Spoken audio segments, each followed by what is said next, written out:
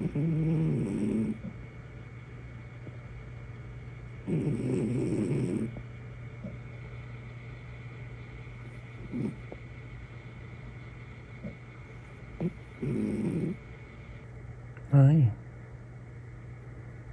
You woke up.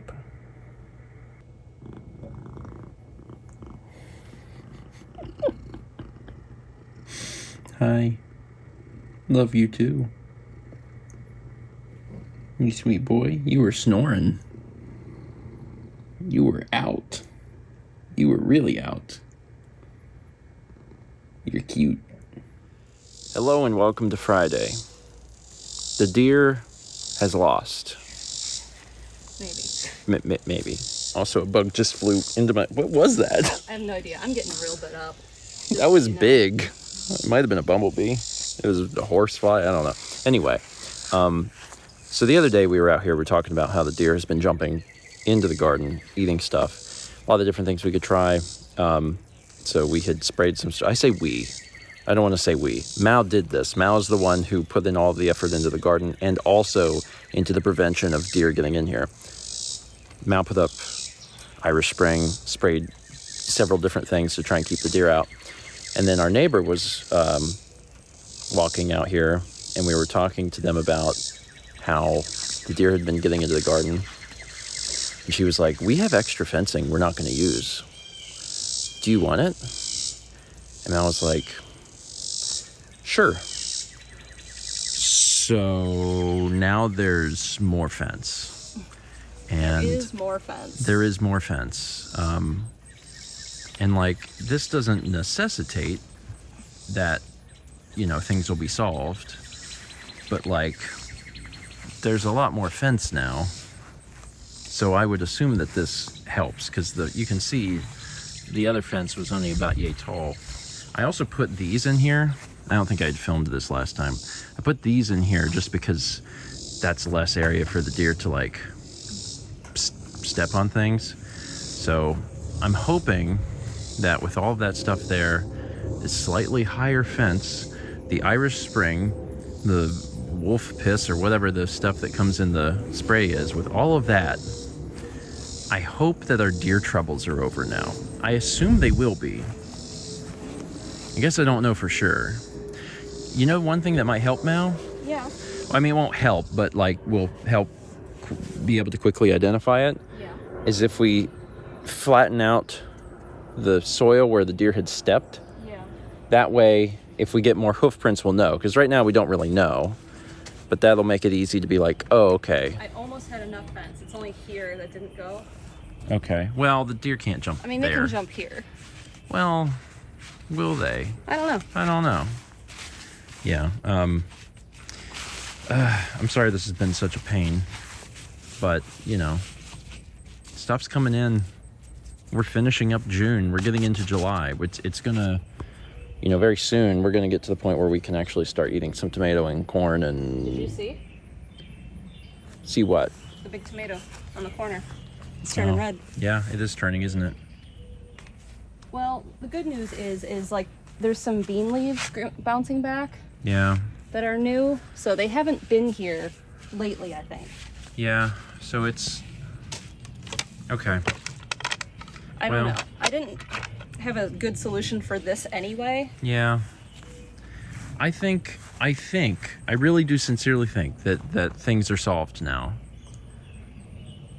And if not, I don't know, like an automated gun turret. That's the only other thing I can possibly think of.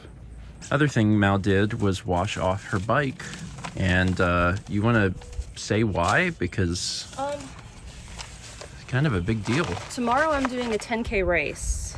And that's cool. Yeah, so I wanted to make sure that it was nice and clean. I redid the chain with silicone lube, like the bike. It's supposed to like dry, and it's been real dusty, so it's supposed to like keep the dust off the chain. The bike guy I know recommended it. What is it? This stuff. So yeah. So I did all that, washed it, degreased it. And it has to like dry on there, so that's why it's still sitting there. Yeah, I'm excited. It's gonna be your first race. Yeah. Because like Chaz has competed in multiple. I mean, he's doing foot races, but he's competed in multiple races. Jeff has competed in races, but this is going to be your first bike race. So yeah, I'm excited. You got to get nice and clean. Yeah, you got to get up pretty early in the morning. too. I'm going to be up early too. Yeah, that's exciting. Mal's going to be getting up. God, I don't know. She has to leave here at 6 something. I'll be leaving about 30 or 45 minutes later. She's got to be there early to like sign in or something, but No, I already got my number. oh, I need to be able I have to bike a half mile to the start.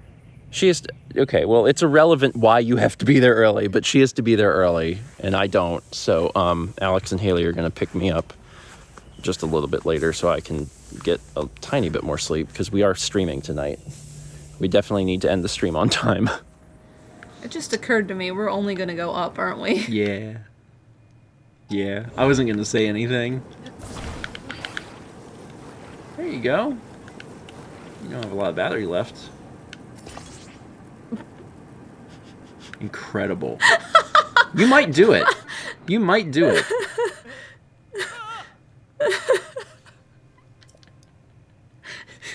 Whoosh, whoosh, whoosh, whoosh. Zelda Tears of the Kingdom stream number 46 tonight. And it's true that we are focusing on shrines, but we still had a few little things to deal with. We had been working on the Master Koga stuff, and we wrapped that up. And we also hadn't gotten all of the fairies out of their fairy holes. But we did that tonight too. So in the midst of looking for shrines, we're wrapping up just a few other side quests that matter.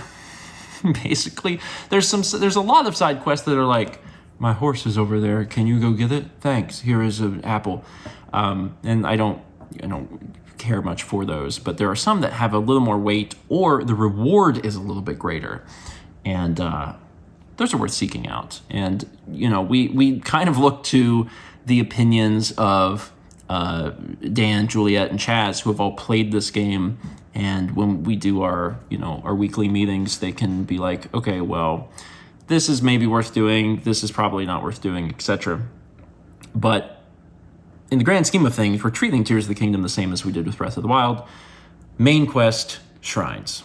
Those are the things that we're trying to do. And we're at, I think, 102 shrines. So don't tell me how many there are in the game. I don't want to know. But I guess I can kind of get like a vague idea because I know how many hearts are left on the row, and I don't know if we fill up those hearts or not. My guess is probably not. But we'll just continue to play through the game, and it'll probably start ramping up at this point. Because it probably will be like actually for real just shrines next week. And that's kind of fun. I think last time we did this, we were in this situation where we kind of didn't know where else to look. Chaz made us a map. He made us a map of the world with just like red X's, and that was kind of fun. It was like a little treasure hunt. So maybe he'll do that again. Anyway, I gotta go to bed. Mao's gotta be up real early. And I gotta be up real early. And Chaz and Brandon, I don't think we mentioned that. Chaz and Brandon are running in the race. It's a race where there's running and also biking. So Mao is doing the bike portion, but Chaz and Brandon are running. So we got to get up. They have to get up really early, but I have to get up like not that long after, like half an hour. So I'm excited. I really want to be there to support Mao for her first ever race. I think that that's a big deal, and I know that she's very excited about doing it. And she's worked so hard to get here. And I don't want to spend a lot of time gushing today because tomorrow is the race, but like she really has worked so hard, and she was able to get to this point and change her life around because of like the 2 major surgeries that she's had. Getting rid of her endo completely changed her life, also saved her life, but then also getting the breast reduction back in September was a huge component of allowing her to feel like she could adequately exercise. And she really went with that. And she's bettered herself in so many ways. And I'm just really proud of her for putting in the effort. And she has. So tomorrow's a big deal. It's a big deal to her, but it's a big deal to me too. I'm really proud of her. And I'm excited to see how she does. Okay. But seriously, sleep. Thanks for watching. Let's meet back tomorrow, shall we?